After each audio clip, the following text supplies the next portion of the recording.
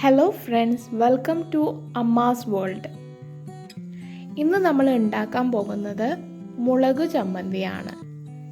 അതിനാവശ്യമായിട്ടുള്ള ഇൻഗ്രീഡിയൻ്റ് എന്തൊക്കെയാണ് നോക്കാം. വറ്റൽ മുളക് നമ്മളിവിടെ ഒരു 14 എടുത്തിട്ടുണ്ട്. ചെറുള്ളി ഒരു 15 നടുകീറി എടുത്തിട്ടുണ്ട്. തേങ്ങ ചിരവിയത് 2 ടേബിൾ സ്പൂൺ, പിന്നെ ഒരു നെല്ലിക്ക വലുപ്പത്തിൽ വാളംപുളി ആണ് നമ്മളിവിടെ എടുത്തിട്ടുള്ളത്. ഇത്ര ഇൻഗ്രീഡിയൻ്റ് കൊണ്ട് നമ്മൾക്ക് എങ്ങനെയാണ് വളരെ എളുപ്പത്തിൽ ചമ്മന്തി ഉണ്ടാക്കാമെന്ന് നോക്കാം. ആദ്യം അതിനായി നമ്മളൊരു ചീനച്ചട്ടി, ഇവിടെ ഞാൻ യൂസ് ചെയ്തിട്ടുള്ളത് ഇരുമ്പ് ചീനച്ചട്ടിയാണ്, അതുകൊണ്ട് പെട്ടെന്ന് ചൂടാവും. ഇരുമ്പ് ചീനച്ചട്ടി വെച്ചിട്ടുണ്ട്. അത് ചൂടായി കഴിഞ്ഞാൽ നമുക്ക് അതിലോട്ട് എണ്ണ ആഡ് ചെയ്ത് കൊടുക്കാം. എണ്ണ ആഡ് ചെയ്തതിന് ശേഷം ആദ്യം നമ്മൾ വറ്റൽ മുളകാണ് ആഡ് ചെയ്യണത്. കാരണം ഉള്ളി ആഡ് ചെയ്ത് കഴിഞ്ഞാൽ പിന്നെ ഉള്ളി ആഡ് ചെയ്തിട്ട് പിന്നെ വറ്റൽ മുളക് നമ്മൾ ആഡ് ചെയ്താൽ വല്ലാതെ വറ്റൽ മുളക് മൂത്ത് കിട്ടില്ല, അല്ലെങ്കിൽ നമുക്ക് വല്ലാതെ നമ്മൾ ഉദ്ദേശിച്ച അത്ര ഫ്രൈ ആയിട്ട് കിട്ടില്ല. വറ്റൽ മുളക് ഇട്ടിട്ട് നമുക്ക് ഒന്ന് ഫ്രൈ ആയതിന് ശേഷം നമുക്ക് എന്ത് ചെയ്യാം, കുറച്ച് ലോ ഫ്ലെയിമിൽ വെച്ച് കൊടുക്കാം. അങ്ങനെ വറ്റൽ മുളക് നന്നായിട്ട് ഒന്ന് ജസ്റ്റ് മൊരിഞ്ഞതിന് ശേഷം മാത്രമേ നമ്മൾ ചെറിയ ഉള്ളി നടുകീറിയത് ആഡ് ചെയ്ത് കൊടുക്കാൻ പാടുള്ളൂ. ഇപ്പോൾ കണ്ടോ, വറ്റൽ മുളകിൻ്റെ കളറൊക്കെ ഇങ്ങനെ മാറി വന്നിട്ടുണ്ട്.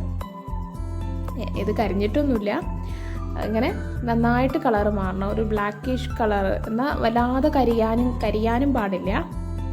അങ്ങനെ ഒരു പരിവാകുമ്പോൾ നമുക്കിപ്പോൾ ചെറുള്ളി ആഡ് ചെയ്ത് കൊടുക്കാം. ചെറുള്ളി ആഡ് ചെയ്തിട്ട് അതും നന്നായിട്ടൊന്ന് വഴണ്ട് വരണ വരെ നമുക്ക് വെയിറ്റ് ചെയ്യാം. നമുക്ക് ഈ മുളക് ചമ്മന്തി നമുക്ക് കഞ്ഞിയുടെ കൂടെ കഴിക്കാം. അതേപോലെ നമുക്ക് ദോശ, ചോറ്, ഇതിൻ്റെയൊക്കെ ഇപ്പോൾ നല്ലൊരു കോമ്പിനേഷനാണ് നമ്മളുടെ മുളക് ചമ്മന്തി. വേറെ ഒന്നും നമ്മൾ എക്സ്ട്രാ ആഡ് ചെയ്യണില്ല. ആകെ നമുക്ക് ആവശ്യം വറ്റൽ മുളകും വീട്ടിൽ എപ്പോഴും ഡെയിലി കിട്ടാവുന്ന സാധനങ്ങളാണ് നമുക്ക് ഇതിനാവശ്യമുള്ളത്. ഇപ്പോൾ നമ്മളുടെ ഉള്ളിയൊക്കെ ചെറുതായിട്ട് വഴണ്ട് കളറൊക്കെ മാറി വരുന്നുണ്ട്, കണ്ടോ? അങ്ങനെ ഉള്ളിയൊക്കെ ജസ്റ്റ് നന്നായിട്ട് കളറൊക്കെ മാറി വരുമ്പോൾ നമുക്ക് ഇതിലോട്ട് പുളി ആഡ് ചെയ്ത് കൊടുക്കണം. പുളി ആഡ് ചെയ്തിട്ട് എണ്ണയിൽ അതും ഒന്ന് മൂപ്പിച്ചെടുക്കണം, അല്ലെങ്കിൽ നമുക്ക് ഒന്ന് വറുത്തെടുക്കണം, ഒന്ന് ഡ്രൈ ആയിട്ട് എടുക്കണം നമുക്ക് നമ്മളുടെ പുളി.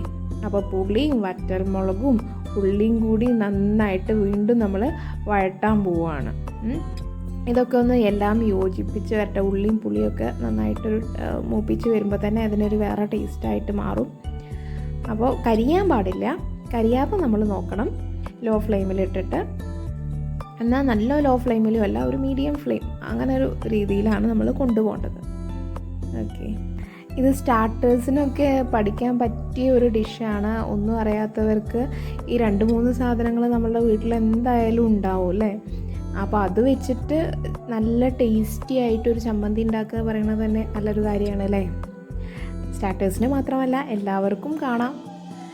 എളുപ്പത്തിൽ ഫസ്റ്റ് ഈസി ആയിട്ടുള്ളത് പഠിച്ചിട്ടല്ലേ നമ്മൾ വലുതിലോട്ട് കിടക്കുക. അപ്പോൾ ഇത് ഓക്കെ. അപ്പോൾ നമ്മളുടെ ഉള്ളി, അതേപോലെ തന്നെ മുളക്, പുളി ഒക്കെ പാടെ യോജിച്ച് വന്നിട്ടുണ്ട്. അതേപോലെ തന്നെ ഉള്ളിയുടെ കളറൊക്കെ മാറി വരുന്നുണ്ട്. പുളിയൊക്കെ അതിൽ പിടിച്ചിട്ടുണ്ട് നന്നായിട്ട്. അപ്പോൾ ഈ ഒരു പരിവാകുമ്പോൾ നമുക്ക് എന്ത് ചെയ്യാം, ഓഫ് ചെയ്യാം. സ്റ്റവ് ഓഫ് ചെയ്തിട്ട് നന്നായിട്ട് ഇളക്കാം. നല്ല ചൂട് ചീനച്ചട്ടി ആകുമ്പോൾ ഓഫ് ചെയ്തിട്ട് നന്നായിട്ട് ഇളക്കി കൊടുക്കണം, ഇല്ലെങ്കിൽ കരിഞ്ഞു പോവാനുള്ള ചാൻസ് ഉണ്ട്. ഇനി നമുക്ക് ഇത് ഒരു മിക്സിയുടെ ജാറിലോട്ട് മാറ്റാം. ഇതെല്ലാം ഒരു മിക്സിയുടെ ജാറിലോട്ട് മാറ്റാം. ചൂട് ആറിയതിന് ശേഷം മാത്രമേ നമ്മൾ മാറ്റാൻ പറ്റുള്ളൂ. അങ്ങനെ നമ്മൾ മിക്സിയുടെ ജാറിലോട്ട് കംപ്ലീറ്റ് മാറ്റിയതിന് ശേഷം 2 ടേബിൾ സ്പൂൺ തേങ്ങയാണ് ചേർത്ത് കൊടുക്കുന്നത്.